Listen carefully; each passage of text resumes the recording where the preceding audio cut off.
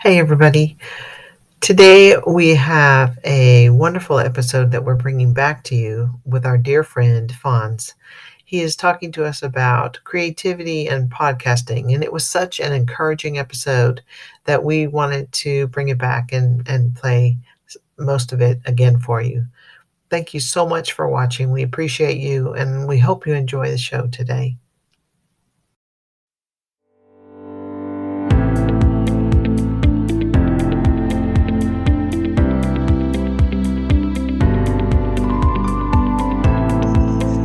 Hey everyone, good morning, good evening, good afternoon, or wherever you are. We are happy to welcome you to chat with Sandy and Karen. I'm Karen Jackson, and my co-host is Sandy Bansell. and we welcome Sandy. Good to see you. We have a very special guest. We have one of our own today, but well esteemed, and he's much more experienced in podcasting than we are. So we're so excited to welcome Alfonso Medoza.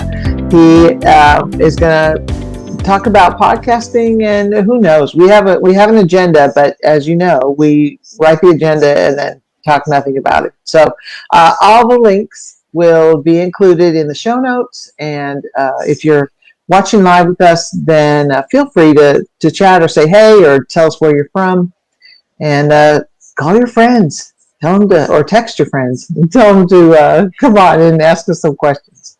So welcome, Fonz. How are you doing today?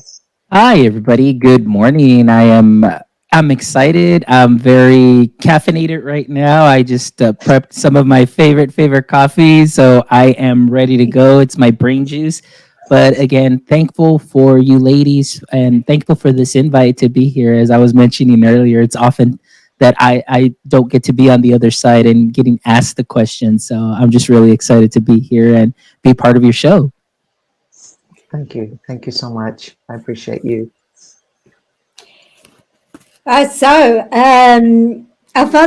Oh, would you prefer Alfonso or Fonz? Uh, Whichever you. Oh, we could just stay. Let's go with Fonz. Okay. Yeah. Fonz, tell us, how did you get into podcasting? Okay. Well, that's a great question. This all happened April 10th of 2020. That's when the first episode aired, and it all started just because during that time, obviously, it was everything had shut down. And so it was a time where everybody was doing PD, virtual PD. And so as I participated in some of the virtual PD, became familiar with some of the platforms, then I said, I can do this as, something maybe not necessarily geared into just demonstrating PD, but actually trying to find educators to just be one on one, have those conversations, hear what is happening, in their part of the world, because I had educators from here in our local area in South Texas. And then, of course, that branched out to educators now globally. And so it all started with that intention of having people see things through a different lens as far as what was happening, and also to kind of let educators know that whatever it is that they're going through, whatever it is that they're feeling, they're seeing, they're hearing, that they're not alone in this. Because oftentimes, as educators, we work in silos, and I think the what has happened now in us being more connected and becoming connected educators, we're able to see that some of the same struggles that we may be going through are the same struggles that our colleagues, across the world are going through, and the same, and just in a different setting. So I think that kind of provides a little bit of that reassurance that although sometimes we may feel like, oh man, this is just me, maybe I'm not doing things right, maybe this is happening, though you can find somebody that you can relate to, whether it's locally in your area, statewide, nationally, but now even globally. So it now organically kind of morphed more into, I just want to hear your stories. I think oftentimes it's like I give PD a lot at work, and work on trainings, but sometimes during that time you don't have enough time to really get to know your audience, your teachers, and so on, build that relationship. So with this now, it kind of morphed into tell me your story. Mm. Tell us how you got into education because, everybody got into education in a different way. Some, like myself, I always vowed to never be in education, but fell into it and fell in love with it. And Mm. now it's just share your story. Tell us what you're doing. Tell us your passion. What is your passion project? And it's been a wonderful experience for myself and getting to know wonderful educators that we oftentimes see on Twitter that are like, oh my goodness, they're just they're edu famous, they're Twitter famous, they're this and that. And then when they come on the show, they are people just like you and I who've had to improvise, adapt, and overcome throughout their career. And it's great that you can relate to them and you Mm. get to know them as a person. So again, I know that was a long answer, but it started off with that, but now it's turned into just hearing people's stories. Brilliant. So, what did you want to become then? If it wasn't a teacher, Oh, what were your that dreams? yeah. Or So my dreams were to be rich and be rich quick. So actually, I was actually following Dr. Karen's footsteps now because congratulations on Dr. Karen who has just finished her master's in business administration. Yeah. So cheers to you because Yes. I Thank you. degree in business administration. So Yeah. what I did is I went into business because as a high school student growing up and kind of making the decision of okay what is it that I want to be when I grow up, I said, well, I would look at my teachers and I was like, I don't want to be a teacher. And at that time a lot of friends were, yeah, I'm gonna go into the college of education and be a mm, teacher and so on. I was like, why? It's like, why do you want to do that? I was like, don't you just want to go and make money and all of that? So that was my goal. My goal is I went in, just blazing into the college setting, excited, taking my business courses, and I'm like, all right, I'm gonna make it. I'm learning my accounting, my marketing, and all that good stuff. And as soon as I got out and graduated, well, actually, let me go back just a little bit. That year that I'm graduating, one of my professors, it was the last class. I'll never forget him. His name's Dr. Thompson, and that was the last marketing course that I had. And this is what he said and it really it still resonates to this day. He said, hey, all right, many of you are getting ready to graduate. He goes, I just got to tell you one thing. Once you get out of here and you graduate, I want you to know that everything that you learned in these 4 years is already obsolete. So anything that you learned Mm. now, forget it. It's done. It's over with. And I also want to let you know that that piece of paper, and in this case, I've got these, because that piece of paper, all it really means is that you're trainable. Mm. So that has always resonated with me in the fact that, okay, I get it. It really stuck with me and not in a bad way. It stuck with me in like, you know what? It means that you have a certain set of skills that in any situation you would be able to improvise, adapt, and overcome. So graduated, got into business my for about 2 years. I was working for a company and I learned, money management. I did the marketing. Customer service was huge, and mm, that is the one thing that I am so excited and thankful for. That I learned so much about customer service and knowing and meeting the needs of my customers in this particular company, which I won't mention names because but uh, then all of a sudden life takes a pivot and life things happen. At the time my dad was dealing with just a condition, serious condition. He's fine now. We overcame that and thank God.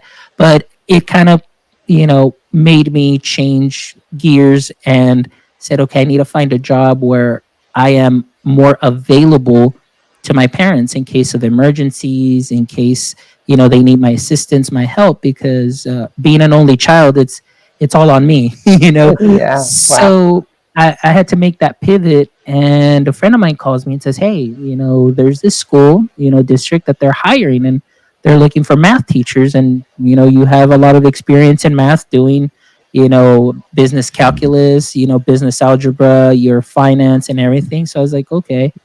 So picked up the phone, called the school, spoke to the assistant principal, and he said, yeah, come on in for an interview, like right away. He's like, come in tomorrow.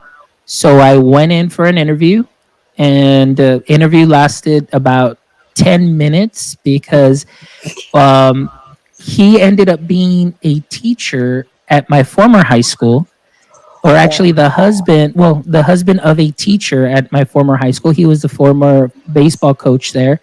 Went in, he knew who I was because I had his wife for my BCIS class, for my business course. And it was about 10 minutes. He said, come back tomorrow, fill out your paperwork. And that's it. I fell into teaching, and I loved it. I loved it, not knowing anything about pedagogy, not knowing having any formal training, nothing. It was pretty much, we need a math teacher. And at that time, they're like, here are two binders. And in those binders are transparencies. They're like, here are your binders and go. And I'm like, okay. And at that time, we used the overhead projectors. So, at the end of the day, you come out with your hand all with different colors. It's purple, it's red, and everything. But I always come back to what Dr. Thompson said. The paper that you have means that you are trainable. So, and also, of course, the skill set that I built in this company, mainly the customer service piece, is what I think has helped me be very successful and has allowed me the opportunities that I have had, because it really, truly, honestly starts with relationships. It starts with knowing your customers. So I often joke with other guests and say, I was I was doing personalized learning before it even became a thing or a buzzword, because back in 2006, that's the way that I modeled my classroom. But because of the business skills that I learned, and then little by little, I met some amazing educators that I would go and observe and get to learn the way that they would engage the students in the lessons. And so it was a learning process. And I think that being an avid learner always and wanting to learn continually really helped me in that aspect too. That if I was stuck with something, or maybe I didn't know how to explain something correctly or use the correct pedagogical practice or anything like that, I would simply go and ask another teacher. I would go and observe another teacher. And then I always just put it in my little mixing bowl, mix it up, personalize it to what worked for me and what would work for my students.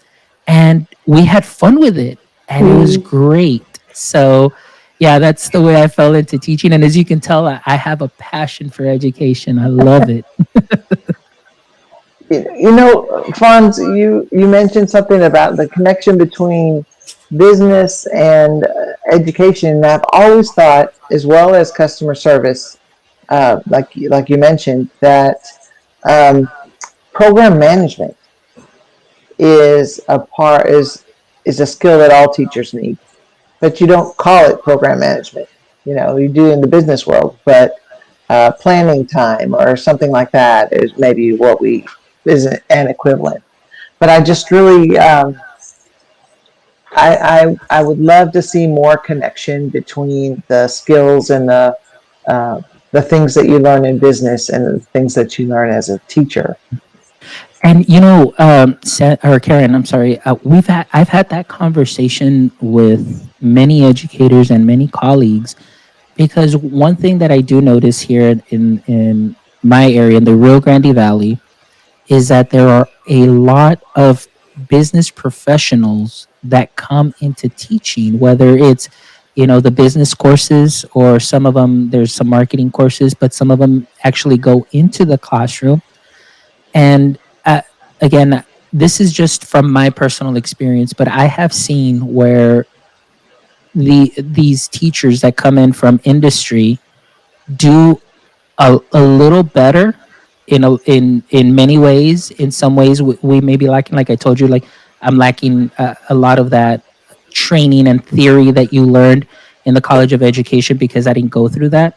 But I have seen, members, colleagues that come in from industry that outlast many that go through the standard College of Education.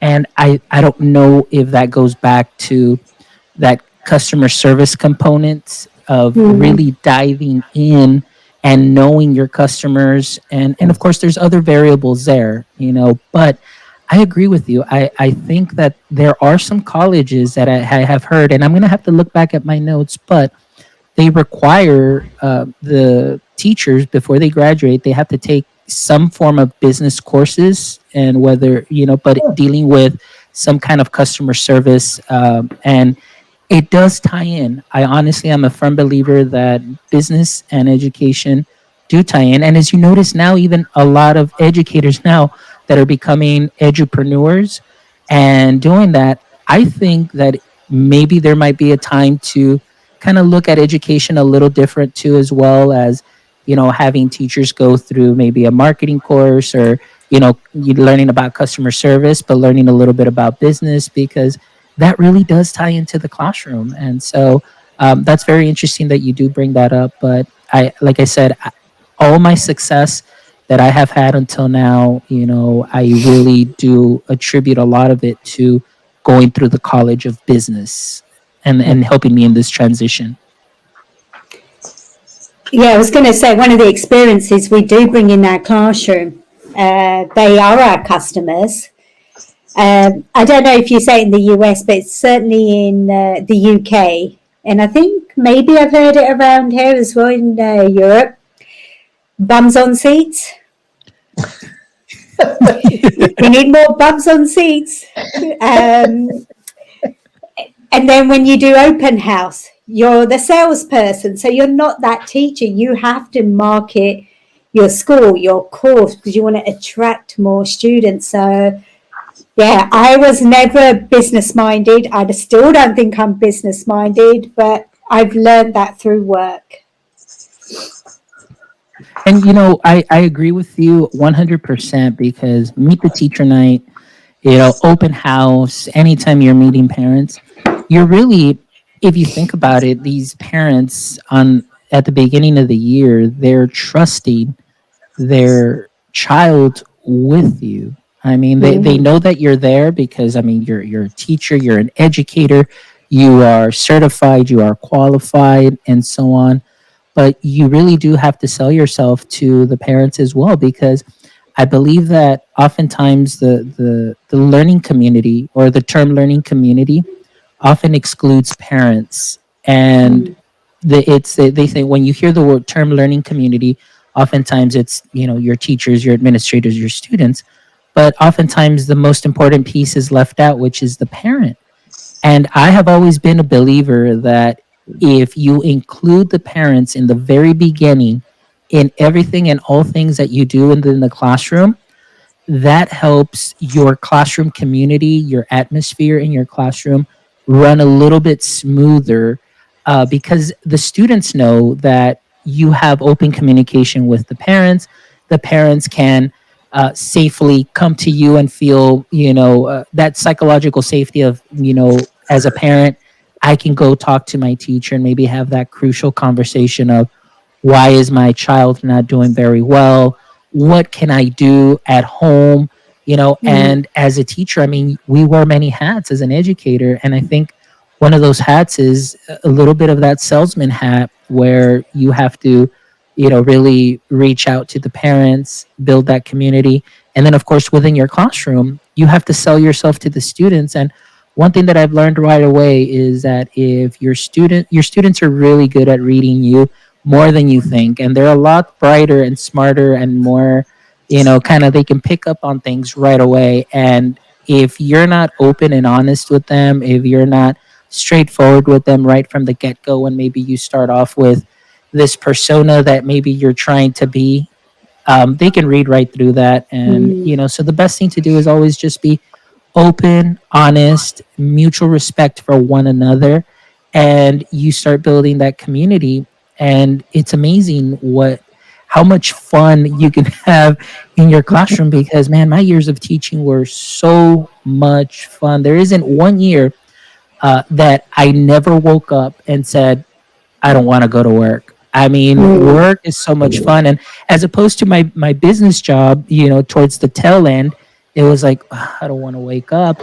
But here in education, oh my goodness, it's an adventure every single day. And Yeah. and for me, it's you're learning something new every day.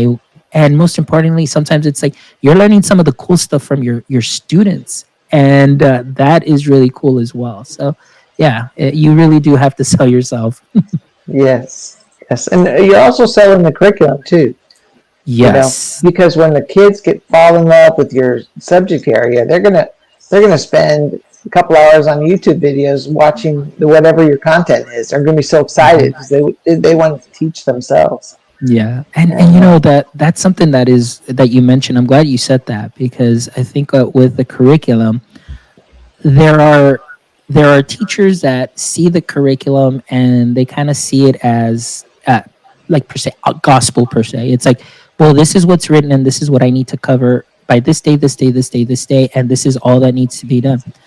And but the curriculum serves as a guide. It's a Mm. guide.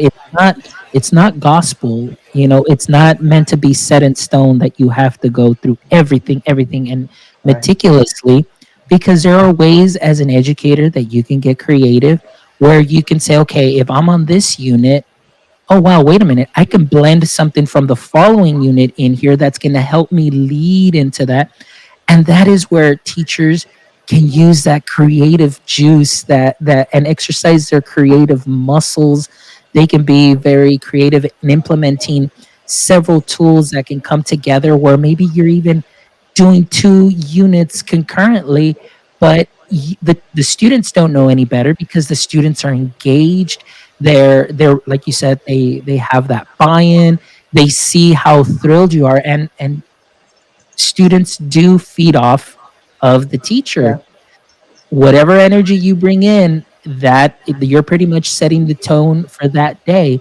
So if you as a teacher are really passionate about what you're going to be teaching, and you have your lesson set up, and granted, sometimes the tech won't work, maybe it won't Mm. go the way that you think, but don't let that discourage you. And that's one of the things that I always found. My three words that I mentioned in the show notes that people will see have always been: improvise, adapt, and overcome. How often do lessons not go the way you want them to? All yeah, the All the time, time. more often than not. Yeah. But that's where our improvisational skills come in and say, okay, it didn't work this way. So you can either do one of two things. If you're quick on the fly, just say, okay, no worries, we'll take it around, we'll take it this way. Or the second thing is, which there's absolutely nothing wrong with, and say, hey, you know what? It didn't quite work the way I wanted it to. So let's just take a pause here, and maybe we can revisit this tomorrow. And there's nothing wrong with letting your students know and say, hey, you know what? This isn't the way I had it planned and it didn't work out. We'll revisit tomorrow. We'll come back to it, and then you can prep. Oftentimes it's like, oh, you don't yeah, want to let the students know that, oh my gosh, I failed, and the lesson didn't go the way it did. But you're sharing a wonderful lesson with them, that even as an adult, although you feel that many times you have things, you've got it together, something may happen. Well, what are you going to do about it? Some people can improvise on the fly. Others that are more, I guess, go into deeper thought and maybe like to plan things out, just say, you know what, let's revisit. We'll come back and things will get better, and then you Mm. learn from what happened. But what I loved about this is that showing your vulnerability and sharing that with your students is also a very important lesson for them, because they get to see that, things may not always go the way they want it to go, and that it's okay to be vulnerable, and it feels uncomfortable, but it's a good lesson in saying, hey, you know what, well, let's see what we can do. And maybe oftentimes it was my students that would be, hey, Mr. M, because they call me Mr. M, they're like, Mr. M, don't worry, check this out, we can do it this way. And so then I'm learning from them Mm. And it gets really exciting because now you're learning from one another, and they get so excited and they buy into you.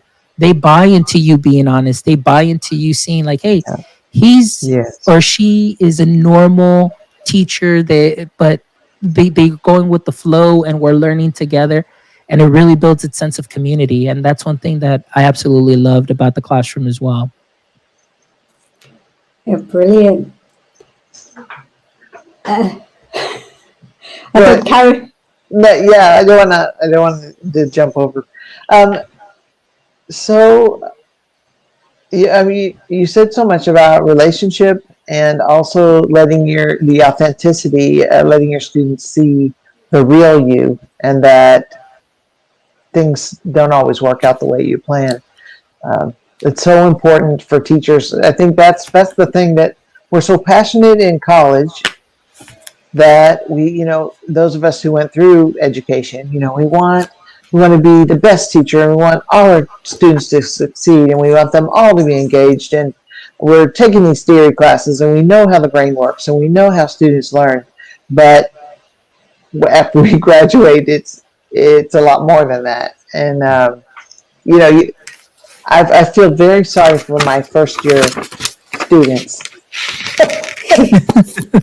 I, I believe, I hope, I pray that I got to be a better teacher as the years went by, because you make so many mistakes. At least I did. I made a lot of mistakes and did the wrong thing. That yeah, I'm kind of glad time helped. Mhm. Yeah, and I agree with you on that.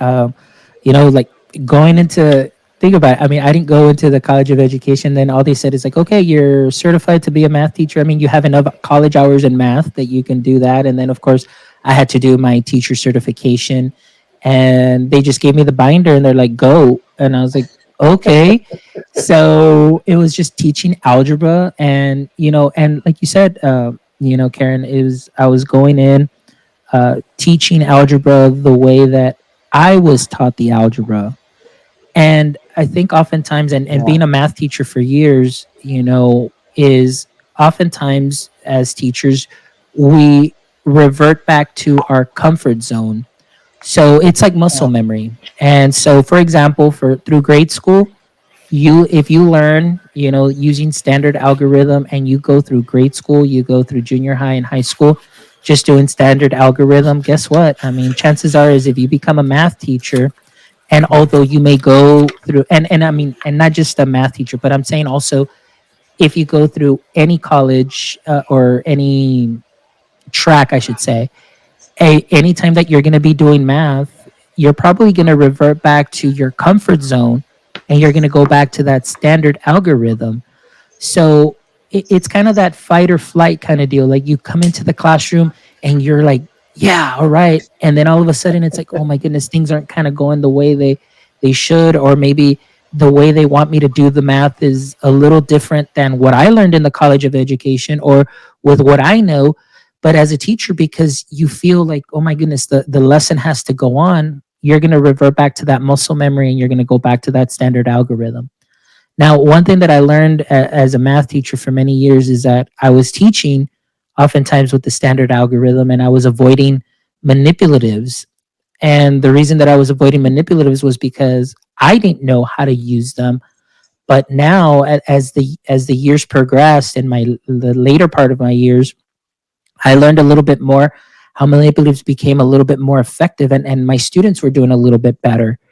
And so now, one of the things that I told my content specialist, the math content specialist there that I work with, I said, Mr. Palomine, if I would have known what you're teaching now, the way that you're teaching the math and modeling with the concrete, the pictorial, the abstract, and using base 10 blocks, I would have been a better math teacher. And I even told them just kind of the same feeling that you just said right now.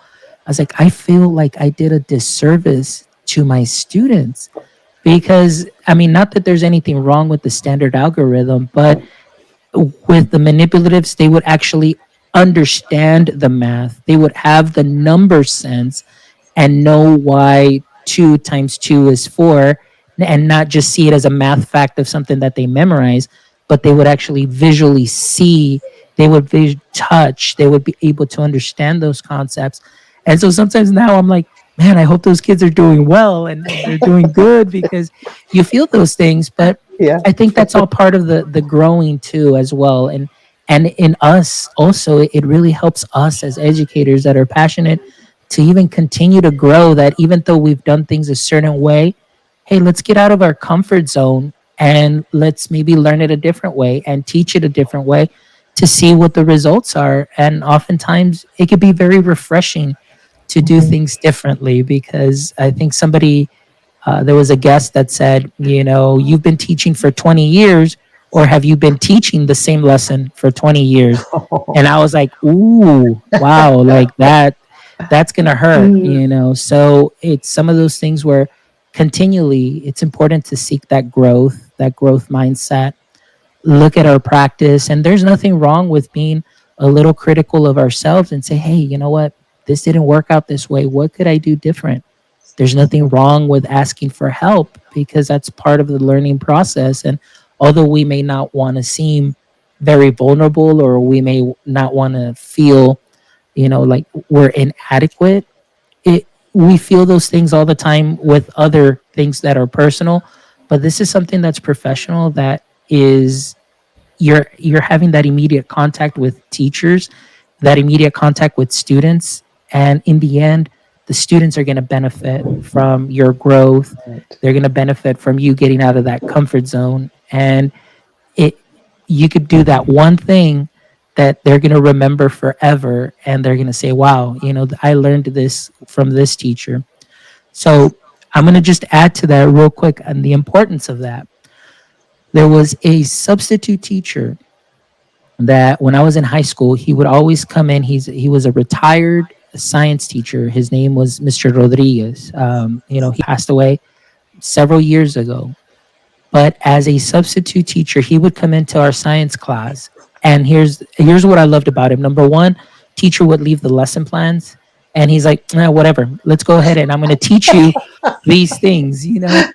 But he's a science teacher, so he knew, what we needed to know, but he made it so engaging, so fun. I mean, we were always happy when we would see him. And I'll never forget, and to this day I have never forgotten. One day on the board he wrote C. Hopkins Cafe. And we're like, what? He goes, that's your lesson for today. C. Hopkins Cafe. Remember that, because that's all you will ever need for science, and it's going to tie into everything. And so what it was an acronym like C. Hopkins Cafe. It's the seven elements from the periodic table that we are all made up of, or that we all need to live.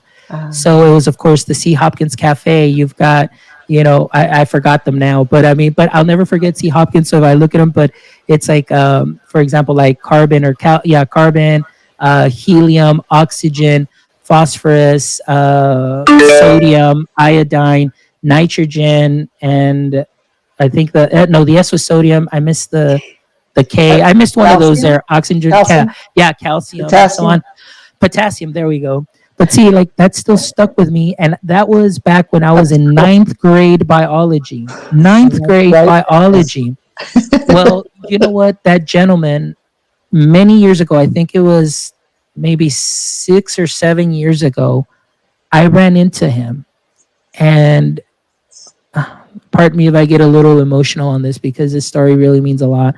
I ran into him. Um, I think it was at a doctor's office that I was there waiting, and I saw him, and I see him get up, and he's going to go to the water fountain. So I go up to the water fountain, and I said, Mr. Rodriguez, and he turned around, and I said, hi. I said, you probably don't remember me. He goes, no, no, like I don't remember. And he started talking, and his kind of like eyes were tearing up, because I guess he felt a little frustrated. He goes, I don't remember much anymore. And, Wow. and I told him, well, I just want to tell you something. I said, when I was in ninth grade biology, you would come into our teacher's class, and you taught us C. Hopkins Cafe. And I have never, ever, ever forgotten that from the moment that you shared that with me. His eyes teared up. his eyes teared up, and it was that special moment that I always told myself. He go when I became a teacher, I told myself, I'm not going to see the fruit of my labor till many years from now, because right now as a teacher we're planting those seeds. And as a teacher, it's great when we get that immediate response and that immediate feedback of saying, okay, we're doing something well. And that's great, the immediacy of that. But you have to think about that the seed that you're planting is going to give fruit in the years to come. And hopefully one of these days, when I'm already old and into my 60s and so on, maybe one of my former students will remember and say, hey, Mr. Mendoza, I remember you teaching me this in elementary. I remember you teaching me this in high school. I may or may not see it, but I know that what I plant, what I sow, you know, it'll be rewarding. And I think that for me, that is the when I reframed, instead of it's about money, because it's not. As educators, I mean, we don't make, I'm not making business money, Mm-mm. but it's the investment that I'm making in people that pays off the most. And so, like I said, being a teacher is and an educator is something that is probably one of the best professions. And it's something that I fell in love with. And I think that it was something that I was meant to be, even though I never wanted to be.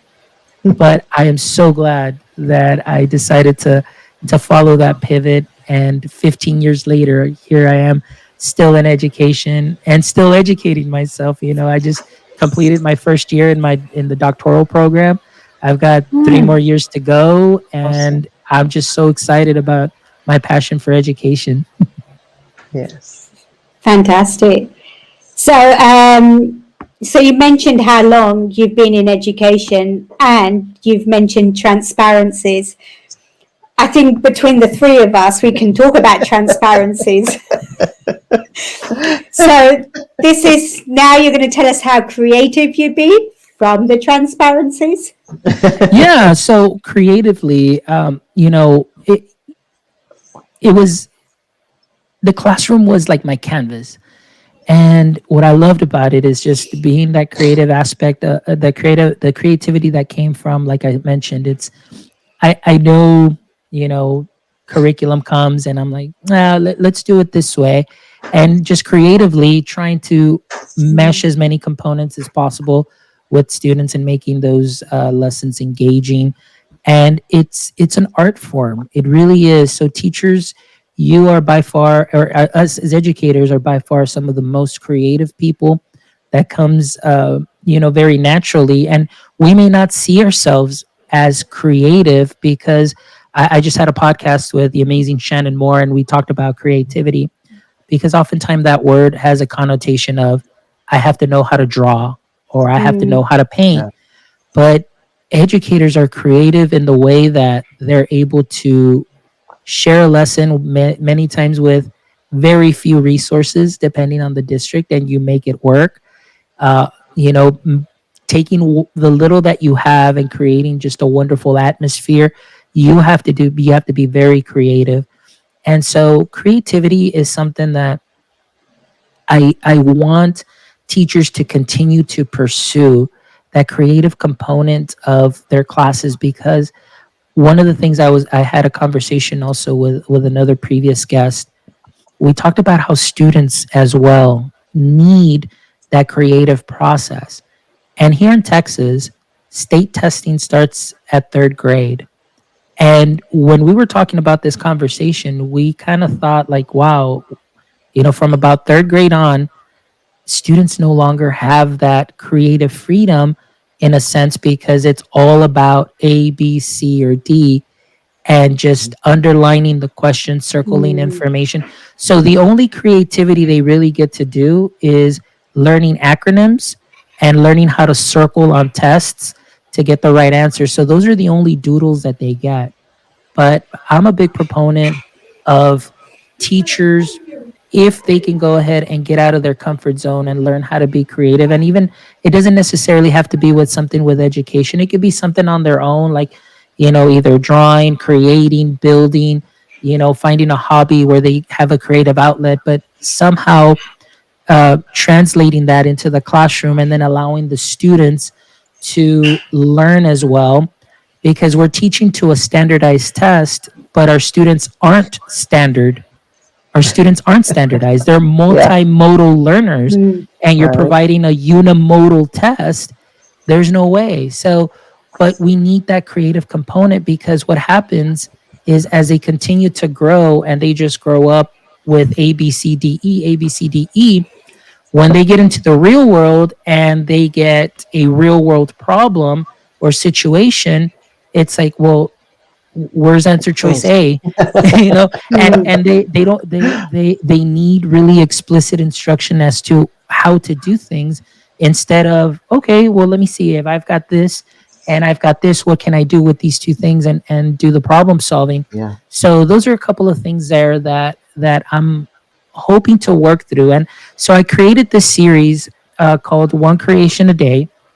And it was something that I was inspired by, like Georgina Dean, Shannon Moore, Claudio Zavala, Al Thomas. I'm name dropping just a lot of people here that have been um, a very important part of my creative process.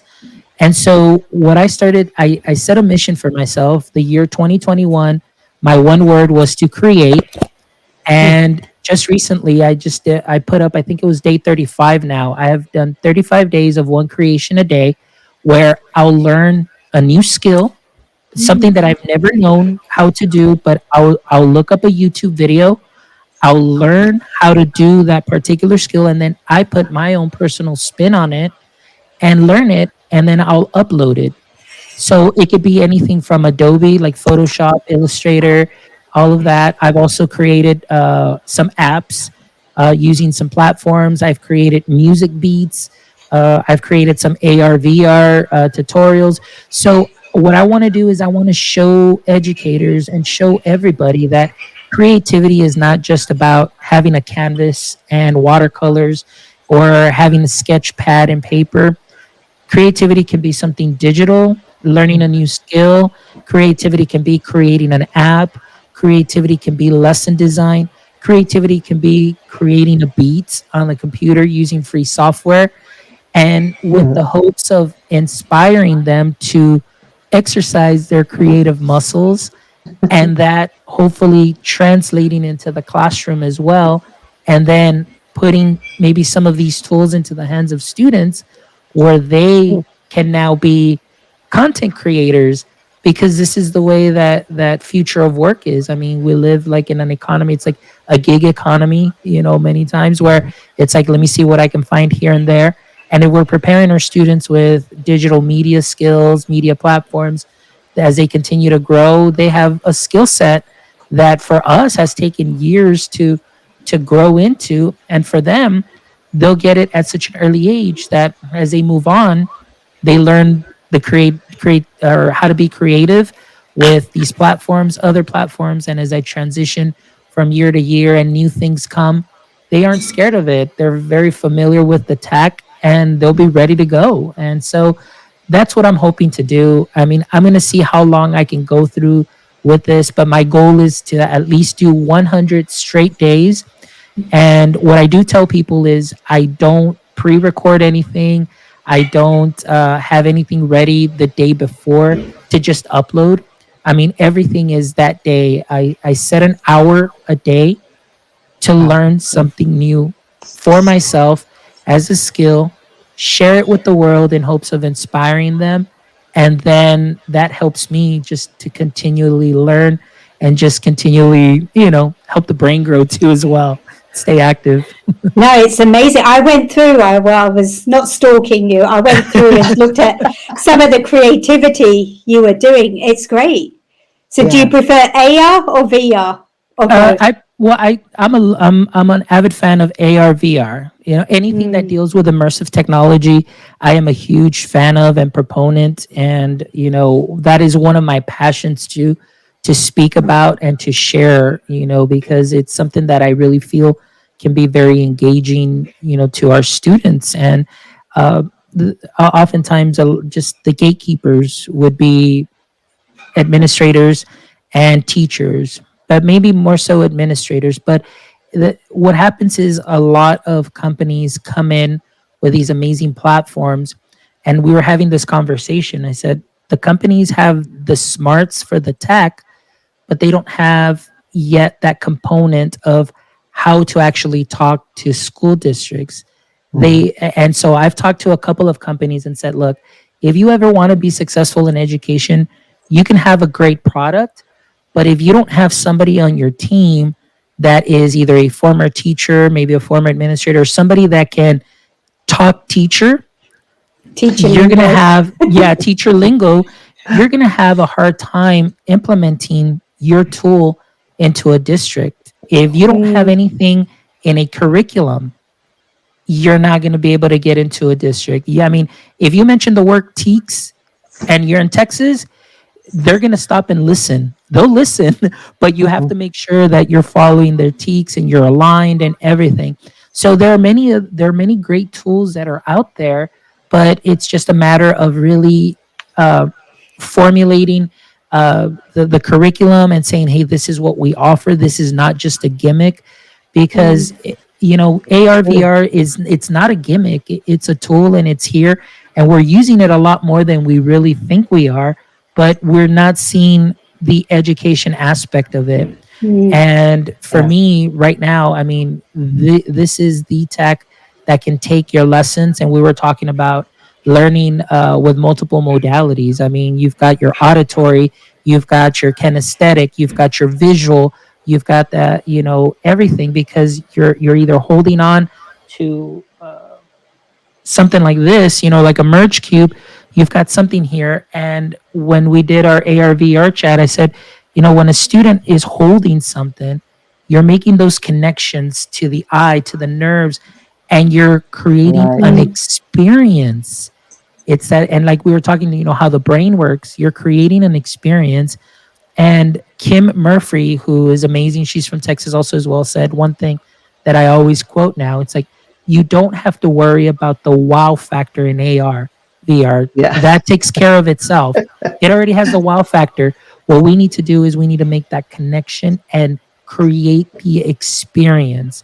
So a lot of times, like I said, many people see it as that's a gimmick. It costs too much money. The students don't Yeah. understand. We're so quick to just say and dismiss things. It's like, let's give it a shot. Let's try it out. If it mm, works, great. If it doesn't, okay, well, let's tweak it. Is it me that maybe did something wrong? Is it the experience? And but slowly we need to start looking into those future technologies that are going to be coming. Whether we like it or not, they are already here. The future of work. I mean, you've got people that are using headsets to meet. There's no longer a need for offices. Right. Classrooms are now implementing AR, VR at the universities, where they have biology labs that the students can just, put on goggles, follow the simulation, and the professor gets to see it in real time. You're not spending any money on flasks. Nobody's blowing Yeah. anything up. Nobody's getting Everything is injured. face to face. And so it's coming. It's coming a lot. It's here, but it's going to be coming into education a lot more, a lot quicker than we think. So we just need to get ready for that and just start working with our teachers. And that's the whole part of that growth mindset of not being scared of new tech, not being scared of new practices, new things. It's okay to feel uncomfortable at first, but give it a Yeah. shot. You know. mm. I think your hour of creativity every day has really affected the way you look at things, or maybe the way you look at things has really affected the other. You know how it goes both ways. Um, Innovation always comes out, kind of trendy or silly or toy, or like I remember the first time I saw something on Quiver Vision. It was a fire truck that I held my Chromebook over it, and then the fire truck drove off, and there was water spraying, and my mind was blown. And as a teacher, I thought, oh my gosh, how can I use this? Is there a way we could draw something and then have it animate like that? And it was just wonderful how when you first see an innovation, it does give you that wow factor, that's for sure.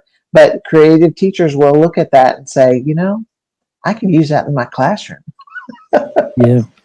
Yeah, and that's what it is, Karen. Like you said, it's just really looking at things through a different lens. Like I said, sometimes our vision as educators, because I think at myself in the very beginning, it was this is the way things have to be done, because coming in not going through education, I was just doing what I learned and what teachers were modeling for me. So, Right. okay, this is the way things need to be done. But then say, well, it's not working. It can work for them because maybe it's for their classroom, but there's nothing wrong. Like I mentioned earlier, it's like I would take the good from this teacher, the good from this teacher, and this teacher. Mm-hmm. And I always use that analogy of the mixing bowl. Just pop it in my mixing bowl and mix it and make it my own, and how it's going to work for my classroom. So, even with that, that's part of the creative process, and just being able to see things through a different lens also really helps as well. Mm-hmm. And again, it's nothing against teachers at all whatsoever, because it's always curriculum. So it's you're laser focused on making sure that you start this day in August or September, and by the time the state test comes, you had to have already been finished with this. So you're hyper focused, you're laser focused on that. And so when something like this comes, it kind of like, no, I can't have anything disrupt my vision. I'm just straightforward. But if you just take some time and just look around and see and say, hey, you know what? This fits in with this fits in with this fits in with this. And I'm targeting all of these things, maybe just with one app, one AR experience you create. I mean, that's a win right there, and the, excuse me, and the students will remember that content. That's right. Absolutely. I have a final question. Sure. What hints and tips could you give to Karen and myself about podcasting? Okay, hints and tips for podcasting. Actually, I mean, you're doing a fine job. you're doing great. I mean, you guys, and see, and here's the thing. And again, I'm gonna go back to people that have helped me. All it was is just click record, period. And just and this is what I love. Like this. Like I said, I it's not often I get to be on this side, but it's just all about a conversation. Just really getting to know people, giving them the time, giving them a platform, because there's so many creatives that are out there and educators that sometimes people don't give them the opportunity to share their passion. And so I think that as podcasters, depending on what you're doing, or the type of podcast, like I do more of a show. It's not so much geared. It's centered around educators, but we touch on education, but it's more knowing the person. So it just depending, your niche. But even then, don't even worry about that. And here's one piece of advice too that I want to give you. Don't worry about numbers. Don't worry about numbers.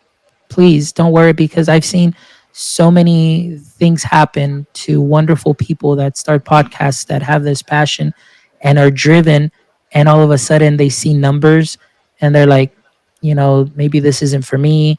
Maybe I feel like I don't belong within this circle. Maybe I feel don't do that. It kind of happened maybe for me like about episode 25, 26, where it was like numbers and numbers and see who's watching.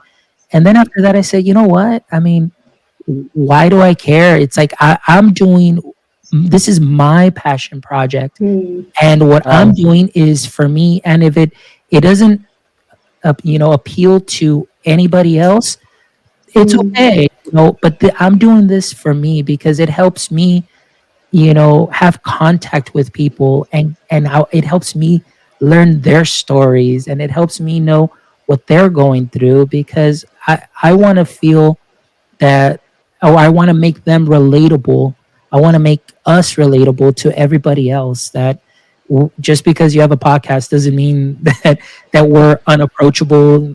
So just keep doing what you're doing. Be yourselves, and you'll be surprised how fulfilling that is. Because as long as you just continue with that passion, it doesn't matter numbers, it doesn't matter anything. At least one day you'll say, I was able to do that, and I did it my way. And whether somebody liked it or not, you know you're good. And always keep in mind that one little thing that somebody may listen to can really have a huge impact. Like, you're planting those seeds. Like right now, all of your shows, there have been seeds that have been shared with the world and the listeners, and those seeds someday will definitely bloom, and you're going to be reaping some wonderful fruit from that, because the educator community is going to continue to grow. People are going to say, hey, can I be on your show? I want to share my story. and and it's amazing. So just keep clicking record, and don't look at numbers, and just continue forward with your passion. Awesome. Thank you. Thank you. Yes, such wise words. But on that note, Fonz, thank you so much for being on our show. Thank you for sharing your story, the inspiration that drove you to become a teacher, meeting your teachers from previous school years, 9th grade. And I'm sure you're going to meet your students as well. And in a few years, they'll be like, Mr. M, do you remember that lesson? Yes, I'm excited about that. Like I said, that means so much to me too as well. And of course, always moving forward and growing. So just again, just if I can leave our viewers with just 3 parting words: improvise, adapt, and overcome. Yeah, definitely That's powerful really- words. That's beautiful. But yeah, thank you to all our listeners as well. And don't forget to log in, connect with us on @chatwsk1 on Apple and Anchor. All right. Thank you, everyone. We really appreciate you. Thank you, Fonz. Thank you. It was a pleasure. Thank you. Bye-bye.